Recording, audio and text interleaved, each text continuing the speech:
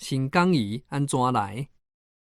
细汉时阵，爸母去家己新港挂香，拢会买一款真好食的丹螺，是一种糕粉的糖仔。听讲伊名叫做鸟鼠仔糖。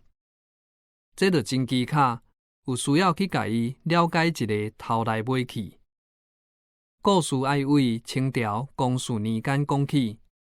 家己面乡一个贩仔叫罗起头，伊卖土豆糖豆仔。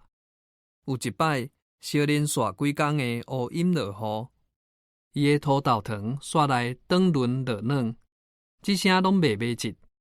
伊心头是毋甘丢丢，就想一个撇步，将遮的土豆糖搁落顶滚一遍，另外搁掺一寡糖浆，慢慢甲伊搅互焦匀。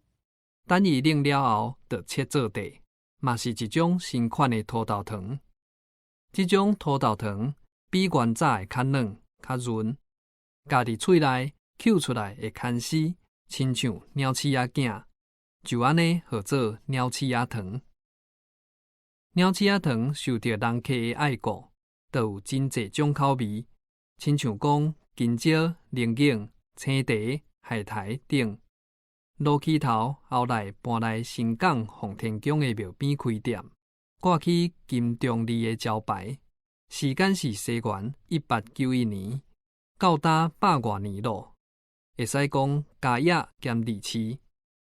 鸟鼠仔糖现时叫做新港鱼，这间店号现时有关是伊的子孙在经营，有关真有出脱。在2008年的时，经济部主办2008台湾故里数台湾美食伴手礼代表店家15间，金钟利是其中之一。